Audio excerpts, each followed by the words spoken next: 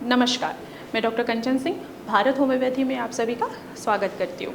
और आज के इस वीडियो में मैं आप सभी से बात करने वाली हूँ कि जिन जिन पेशेंट को राइनाइटिस और साइनोसाइटिस है तो वो अपनी डाइट में क्या बदलाव करें जिसके वजह से उनकी एलर्जी जो है वो परमानेंट के लिए ठीक हो सके।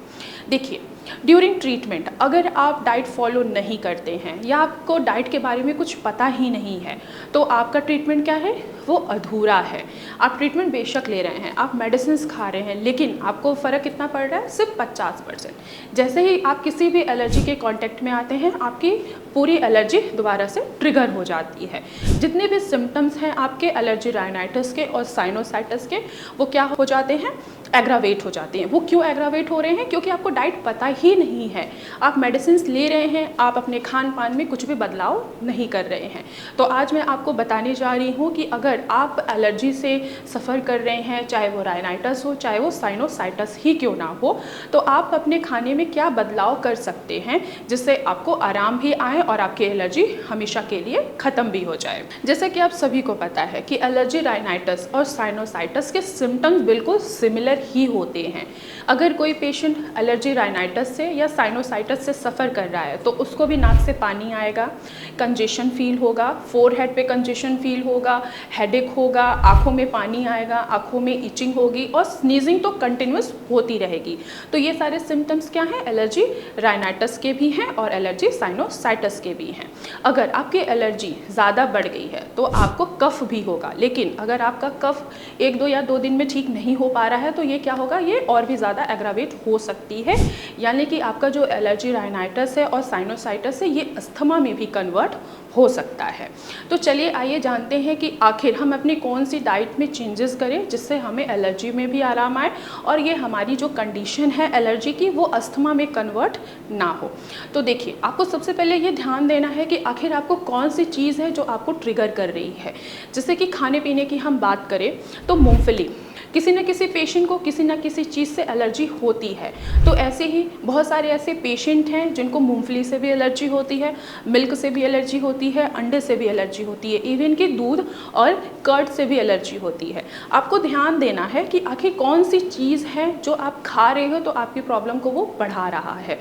आपको प्रोटीन को बैलेंस में लेके चलना है। पीनट में यानी कि मूंगफली में बहुत ज़्यादा प्रोटीन पाया जाता है। अब ये कौन सा प्रोटीन होता है, प्यूरिन नाम का एक प्रोटीन होता है जो आपके प्रॉब्लम को ट्रिगर करता है। अब हम बात करते हैं मैदा की।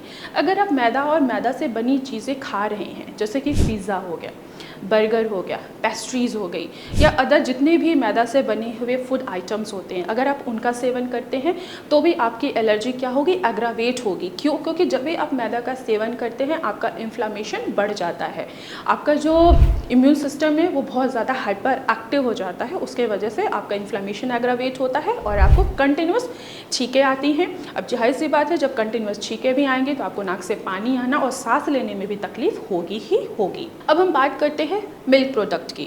मिल्क प्रोडक्ट जैसे कि हमारा काऊ मिल्क हो गया, बफेलो मिल्क हो गया, इनमें प्रोटीन की भी मात्रा होती है और फैट की भी होती है। फैट क्या करता है, हमारे इन्फ्लामेशन को बढ़ाता है और साथ ही साथ इससे हमारी एलर्जी भी क्या होगी, एग्रावेट होती है। तो आपको दूध से बनी जितनी भी फूड आइटम है, जैसे वो पनीर हो गया, दही हो गया, लस्सी हो गया, छाछ हो गया, इनको आपको क्या करना है, अवॉइड करना है। अगर आप ये चीज़ें अवॉइड करते हैं तो आप अपने एलर्जी पे काफ़ी हद तक कंट्रोल भी कर सकते हैं। अब यहाँ पे एक सवाल आता है कि चलिए ठीक है, हम डाइट तो अवॉइड कर दी, आखिर हम खाएं क्या, अब तो कुछ भी नहीं बचा हमारे खाने के लिए। तो ऐसा नहीं है, आपको ऐसे फूड आइटम का सेवन करना है जिनमें एंटी इन्फ्लेमेटरी प्रॉपर्टीज़ हो, जिनमें मैग्नीशियम की भी मात्रा हो, जिनमें एंटीऑक्सीडेंट की भी प्रॉपर्टीज़ हो। तो वो क्या करेगा, आपके इन्फ्लेमेशन को कम करेगा। जैसे कि हमारा एप्पल हो गया, एप्पल में एंटी इन्फ्लेमेटरी प्रॉपर्टीज़ भी होती है और साथ ही साथ इनमें एंटीऑक्सीडेंट का गुण भी पाया जाता है जो आपके इन्फ्लेमेशन को कम करते हैं और आपके इम्यून सिस्टम को बैलेंस करते हैं। जाहिर सी बात है, जहाँ भी इन्फ्लेमेशन होगा वहाँ पे आपकी प्रॉब्लम ट्रिगर करेगी। जहाँ ही आपकी इन्फ्लेमेशन कम होगी आपकी प्रॉब्लम क्या होगी, धीरे धीरे कम होती चली जाएगी। तो अगर आप एक दिन में एक एप्पल का भी सेवन करते हैं तो आपकी एलर्जी काफ़ी हद तक कंट्रोल में आ सकती है। इसके अलावा आपको मैग्नीशियम रिच डाइट ही लेनी है। जैसे कि जितने भी हमारे ग्रीन लीफी वेजिटेबल्स होते हैं उनमें मैग्नीशियम की मात्रा पाई जाती है। जितने भी हमारे सीड्स होते हैं, जैसे पम्पकिन सीड्स हो गया, चिया सीड्स हो गया, इनमें भी मैग्नीशियम पाया जाता है। अगर आप इनका सेवन करते हैं तो इन्फ्लामेशन कम होगा और आपकी एलर्जी भी साथ ही साथ कम होती हुई चली जाएगी। अब हम बात करते हैं कुछ ड्राई फ्रूट्स के बारे में। ड्राई फ्रूट्स में एंटी इन्फ्लामेटरी प्रॉपर्टीज़ होती है, एंटीऑक्सीडेंट से भरपूर होते हैं ये ड्राई फ्रूट्स। अब कौन कौन से ड्राई फ्रूट्स हैं जो एक एलर्जिक पेशेंट खा सकता है, जैसे कि हमारा बादाम हो गया, अखरोट हो गया और फिग्स हो गया, जिसे अंजीर कहा जाता है। आप ये 3 ड्राई फ्रूट्स का सेवन कर सकते हैं। इनमें इन्फ्लामेटरी प्रॉपर्टीज़ होती है जो आपके इन्फ्लामेशन को कम करते हैं और साथ ही साथ कि आपके एलर्जी को भी कम करने में आपकी मदद करते हैं। इसके अलावा आप अदरक का भी सेवन कर सकते हैं और हल्दी का भी सेवन कर सकते हैं।